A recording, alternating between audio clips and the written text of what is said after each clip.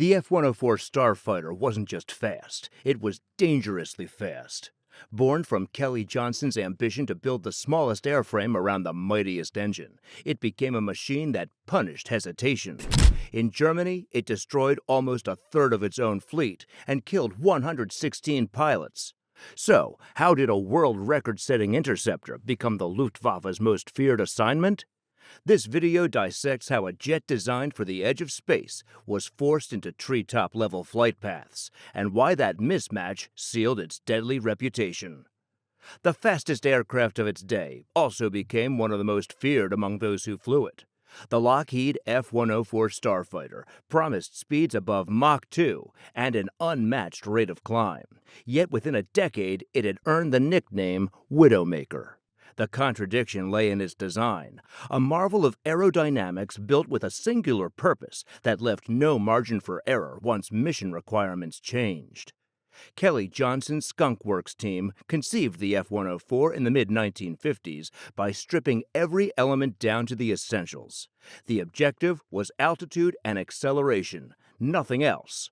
The resulting aircraft carried a single General Electric J-79 engine inside a fuselage barely wider than the intake ducts. Its structure was so compact that maintenance crews often compared working inside it to handling a missile casing rather than an airplane. Johnson aimed for simplicity through minimal drag, and that philosophy dictated every feature that followed. The thin, sharply tapered wings defined the Starfighter's silhouette. At only 3.36% thickness and a 26-degree sweep, they produced minimal drag at supersonic speed, but required extreme precision at low speeds. Their edges were so sharp that ground crews capped them with protective guards to prevent injury. Those wings generated enormous wing loading, forcing high landing and takeoff speeds and punishing stalls.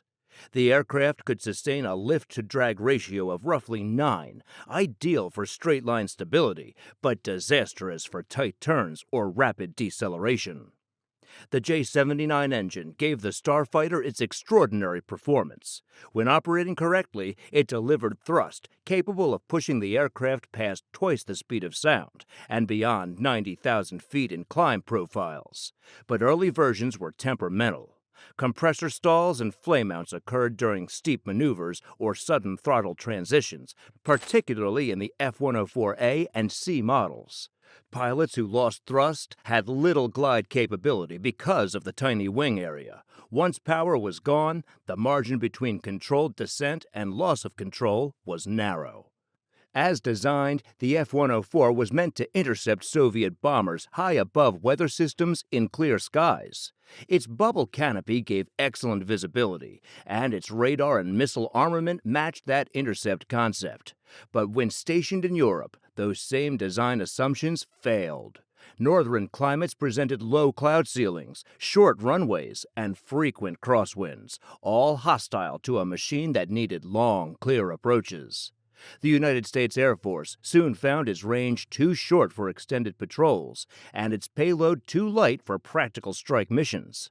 By 1969, the type had been withdrawn from most American frontline service. NATO's decision to adapt the Starfighter for low-level strike and reconnaissance brought the paradox into full relief. The aircraft's brilliance at high altitude meant instability near the ground, where turbulence and crosswinds exaggerated its already narrow flight envelope. The features that ensured record-breaking performance now produced unforgiving handling characteristics under everyday conditions. And as European partners, particularly the new West German Luftwaffe, attempted to master it, those mismatched qualities combined with political and institutional pressures to turn performance ambition into systemic hazard. What happens when a supersonic point interceptor is assigned to fly strike missions only a few hundred feet above the ground, in fog and freezing rain? That was the task handed to the West German Luftwaffe when NATO directed its rearmament program around the Lockheed F-104G. The alliance wanted a single aircraft type to perform nuclear strike, reconnaissance, and attack roles. On paper, the Starfighter's speed and climb promised survivability and nuclear delivery profiles. In practice, those same traits concealed an aircraft built for the wrong layer of the atmosphere. To meet NATO's request, Lockheed modified the original F-104A into the G model, marketed as a multi-role platform. The airframe was strengthened to handle higher G loads and heavier ordnance. The landing gear grew sturdier, and a new suite of instruments, NASAR radar and the Litton LN-3 internal navigation system, was fitted to support all-weather missions. But the aerodynamic core never changed. The tiny, razor-thin wings and high wing loading remained. These wings, refined for Mach 2 interception, could not develop sufficient lift at the slow speeds required for attack runs and landings. Takeoff and approach speeds above 180 knots became standard, leaving pilots barely any margin if an engine faltered. Across 31 years of service, the Luftwaffe operated 916 Starfighters. It lost 292 of them, about 32% of the fleet. A total of 116 pilots were killed. Each figure tells the same story of structural mismatch, an airplane tuned for the stratosphere, forced to operate within yards of the ground. The F-104 had been tested over clear desert airfields in California. Germany offered short runways, unpredictable weather, and winding terrain. Flying nap-of-the-earth routes at over 500 knots meant turbulence, moisture, and almost no reaction time between cloud and hillside. Controlled flight into terrain became the most common outcome when visibility dropped or instrumentation failed. Training amplified the risk. Pilot conversion programs were compressed under NATO time limits, sending crews from jet trainers into the Starfighter with limited simulator time. Few received proper experience in sustained low-level navigation. Skill that had to be built gradually was instead condensed into memorized checklists. And because sorties took place under constant schedule pressure, procedural rigor gave way to improvisation once airborne. Within Germany, political pressure to modernize combined with public expectation to rejoin NATO as a technological equal. Accepting a high-performance American design was seen as participation in Western defense progress. Questioning its suitability risked diplomatic friction, so deployment pushed forward even as accident reports mounted. Investigators repeatedly listed the same mechanical chain. J-79 engine flameouts triggered by delicate startup tolerances, deep stalls caused by turbulent airflow locked behind the T-tail, and failures in boundary layer control when the bleed air supply lost pressure. Each malfunction came with minimal altitude to recover. The Starfighter's Widowmaker label therefore reflected neither rumor nor carelessness. It was the visible outcome of institutional compromise between alliance politics and aerodynamic truth. And when those failures occurred at low level, another system, the pilot's supposed last resort, often turned catastrophe into finality. Few safety systems in modern aviation history have inspired as much disbelief as a combat jet that required the pilot to eject downward. Early F-104 Starfighters, including prototypes in the first production variants, carried the Stanley C-1 seat that did exactly that. Engineers selected the design not out of negligence, but as a direct solution to an aerodynamic problem. The Starfighter's tall T-tail extended above the jet's centerline, and during early testing, it appeared that an upward-firing seat might strike the tailplane at high speed. Directing the seat through the belly seemed logical for a machine expected to operate at extreme altitude. The idea worked well above 10,000 feet, but proved fatal closer to the ground.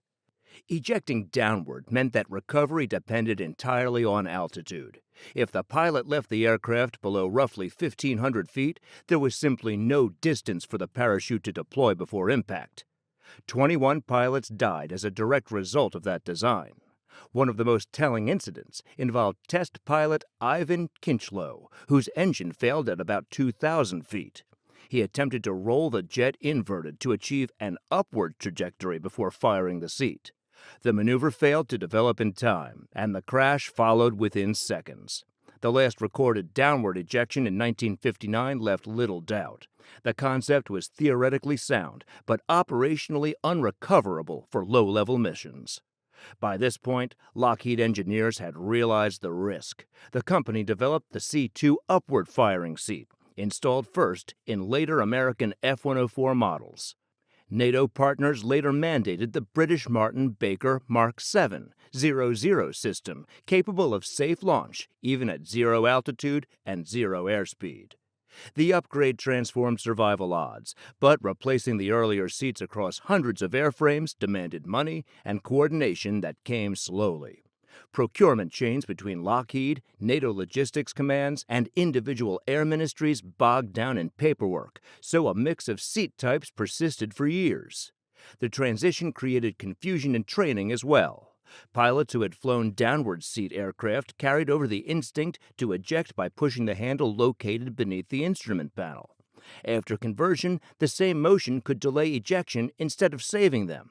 Combined with the starfighter's habit of entering a deep stall in which elevator authority vanished, every second counted. And misremembered drills proved costly. Within squadron culture, the ejection system carried a heavy psychological presence. Any sortie conducted at treetop level over West Germany's forests or North Sea coastlines carried the unspoken assumption that mechanical failure left no chance of survival. Some operators avoided this grim statistic altogether. Spain recorded no losses among its F-104 fleet, 18 G models and 3 twin-seat trainers, through more than 17,000 hours of flight. Japan and Norway reported similarly low attrition. Their missions tended toward higher altitudes and employed fully modernized Martin Baker seats from the start. Those examples showed that equipment and operating context, not just design, determined safety. Even so, the Luftwaffe's early fatalities etched a public narrative that never faded. The Starfighter's danger came from convergence, a jet optimized for altitude, flown at ground level, equipped with safety gear that worked in theory but rarely in practice. So, when accidents did occur, they confirmed that mismatch rather than excused it, laying bare the price of performance taken out of context. The Starfighter's legacy rests on a paradox. Not that it was defectively built, but that it was misused. Its sleek form and J-79 power plant defined a machine for altitude and speed, never for treetop attack runs. Kelly Johnson once noted, "We had them on acceleration, and we had them on steady-state altitude, but we could not turn with them." That trade-off captured its fate. Across NATO, the jet's brilliance was stretched until safety and context failed to align. History repeats the pattern whenever technology's promise outruns its purpose, proving that performance without mission harmony can erase victory long before combat begins.